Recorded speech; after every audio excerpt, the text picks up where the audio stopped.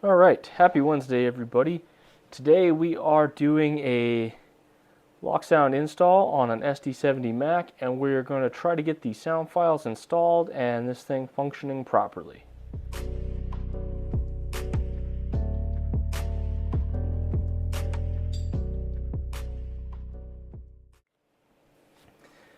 Alrighty, so this is a little bit of a special Empty Wallet Wednesday project. The engine that we have sitting here is my BNSF 8987, and this is one of my favorite models because it is a nose headlight version BNSF SD70 Mac. There ain't a whole bunch of these out there that I can find. Almost all of the more modern releases are cab headlights, so I really like this model. It's still nice and clean, and it's going to look really good in the consist I have lined up for it. I generally like to run my engines in 2s or 3s, and my Paragon 4 SD70 Aces have been kind of wanting a third engine to run DPU and whatnot with. So I figured this would be a good experiment in trying to get a Loksound unit to run with my Broadways. Now, as I explained in my review from last Sunday, the version 4s are actually pretty simple if you have a lock programmer to go ahead and change some things and get them functioning properly. But as I have been finding out, you can't just install, at least I haven't found the sound files that are exactly the same as those version 4s that are currently available on their website. So I ended up putting a version 5 on this, but we'll get to that when we go through some of the web pages and downloads that ESU offers. But one of the reasons I went with this is it's not an Atlas, but the drop-in decoder is relatively easy to put in. There's really no modifications that you have to do on the Aces, or excuse me, the Macs. They already have a decent area in the back milled to install your speaker, so it was a pretty simple install. And then I followed I'm not really sure, there was a guy on YouTube mentioning that you should add a extended light, so I've essentially followed his tutorial and snipped this off of one of my I'm not really sure, but I keep all my DC boards from one of these, but I just clipped the light off of that and did all the bending like he did, and everything fits, and the lights function as he had mentioned. I also did the front headlight up here as well, so that really does add to it. It makes the lights nice and bright on this, and it works really well with the light pipes. But anyway, let's start talking electronics on this and what I ended up doing. Before we get started on that, I figured I better mention, to do any of this, I haven't found a way to easily change CVs or anything like that with JMRI, so I am using the lock programmer with its software, and this is what an ESU lock programmer looks like. I do have a DCC++ system right here, and the way I do this is I power my my lock programmer, and then I just use the parallel leads right here, because you could power this from track power if you wanted to go ahead and jump over and power my my DCC++ system. So should I need to do JMRI programming, I have this set up on this set of track and my lock program over here, and it's just a matter of swapping USB cords. So now let's go ahead and jump into the computer and see what we need to do. So you're going to find yourself on the ESU homepage here, and in the center you will see the downloads, and that's where we're going to jump off to first and foremost. And from there you'll see sound files right here, and that's primarily what we're going to look at today. From that link you'll get to this page right here. Now you have Loksound 4 and Loksound 5 family sound files. Obviously check to see what decoder you have. I am putting in a new decoder, so I am going to go with a Loksound 5. I have played with it. You can import Loksound V4s onto Loksound 5s. However, at this point, I don't know that it really matters. I downloaded both of the sound files for this, the version 4 and the version 5, hoping that the version 4 would be as easy to convert as my other V4s that came from scale trains. Now, all of those had the diesel notch up, diesel notch down feature. All of the sound files that I downloaded for version 4 off of this website, as well as the version 5s, use function 28 as a manual notching feature. So I don't see anything, any sort of reason why you'd want to use a version 4 at this point if you have a version 5 programmer. So all the sound files, to the best of my knowledge, have been updated. So we'll go ahead and find the proper sound file for this, and we will get it uploaded onto this decoder, and we will show the function mapping that I find to work the best. So you'll find yourself on this page here, and we will need North American, Australian sound files. So we'll just go ahead and click and load into that. And then from here, up at the top right corner, you can go ahead and type the model of your engine or the model of the prime mover if you know what that is. So I went ahead and searched ST70 Mac, and there will be a few options for you to dig through, but this is the one that I came down to. It shows an ST70 in here, and if you click the sound file, just click into it here. There we go. It says recorded from an SD70 Mac. So this is the sound file we want to go with, and so what we will do is there will be a section at the bottom of this that says download, and we will go ahead and download that file. Now, in order to save some time, because this can be a good 20-25 minute long procedure, I have already uploaded this to the engine. Essentially all I do is I save the file to my desktop. If you double click it, it automatically takes you into here. Once your engine is on the lock programmer, up here at the top left, there is a little music note with the forward button. You click that, and that will start the procedure for uploading the sound file to this engine. From that point forward, this is where I am trying to make the engine more usable to run in consist with my Broadway limited engines.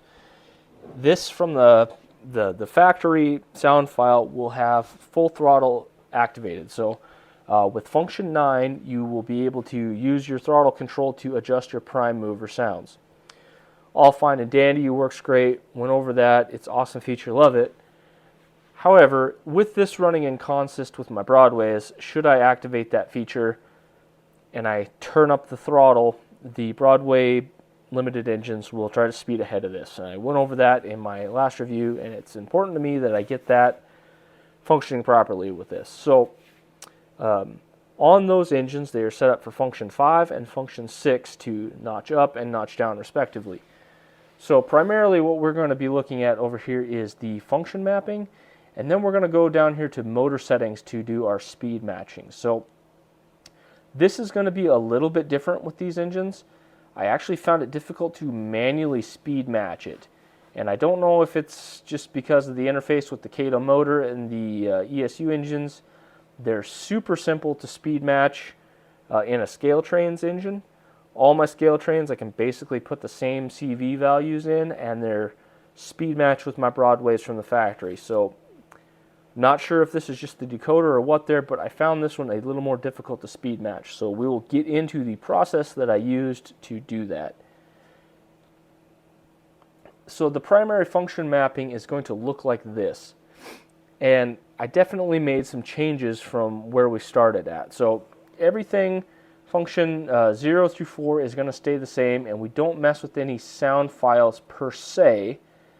However, if we go to function 9, which is right here, over in the sound file area over here, you click the drop-down menu and you select manual notching. Now what this does is it moves function 28 to function 9. You're going to want to remove, in your logic here, the drive hold mode. Once you remove that, and I can't remember if there's any physical outputs, function 9 should simply put this engine in manual notching mode, and it should be in that position whether the function's turned on or off. I've had it work pretty good both ways there. And then for function 5 and function 6, you're going to need to remove your function 5, just like I did on my GEVOs. And essentially you get rid of your physical outputs. So you will not have DPU mode unless you move it down here to a separate function. And shift mode 2 and shift mode 1 are now your notch up, notch down features, and they're in your logic function. They used to say diesel notch up, diesel notch down. They no longer do in either of my version 4 or version 5 sound files that I downloaded for this particular engine. So, took me a little while to figure that out, but shift mode 2 and shift mode 3 are your notch up, notch down logic functions now.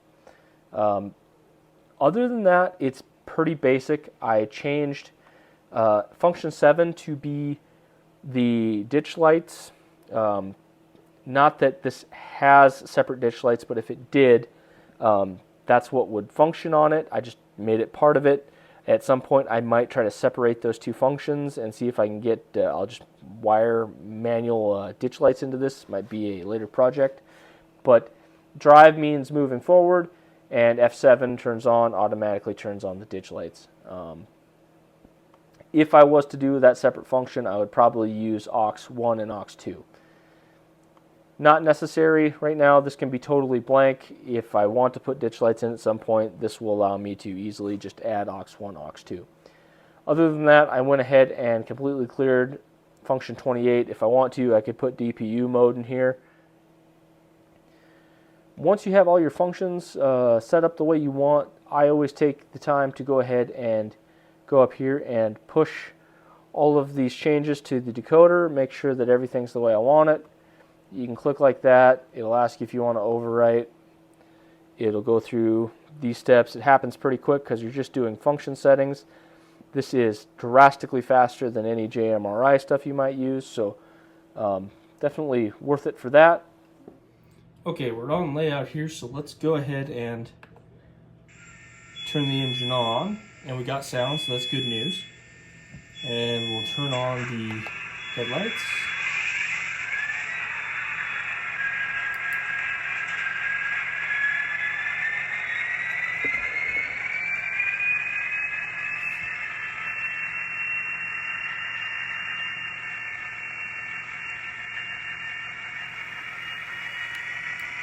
All right.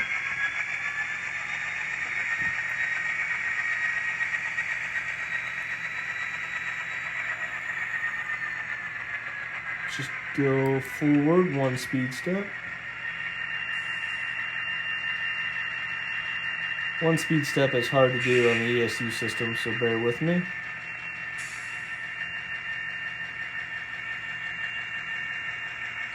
Not the slowest, but it does function properly. Let's go ahead and remember, if you're not using an ESU system and you don't have the ability to change your function 5 and function 6 to momentary, you'll want to double click the button. But let's just see if we can throttle this thing up.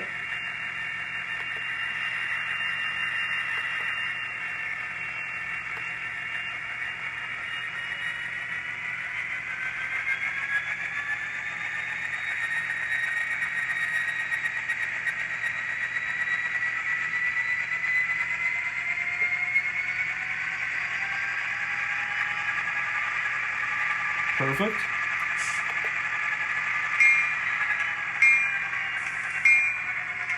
And we got good volume on everything, so that's good.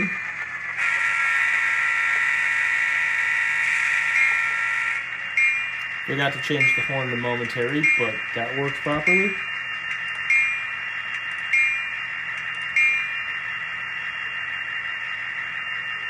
Alright, we'll buzz back up to full throttle again.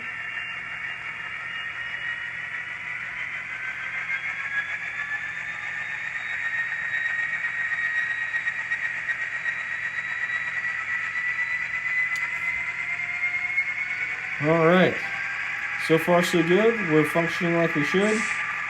And just for the perspective on loudness,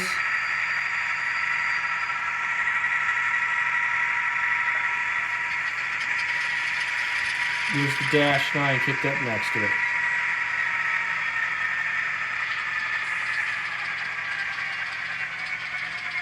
Alright, I think that's going to run really good with them.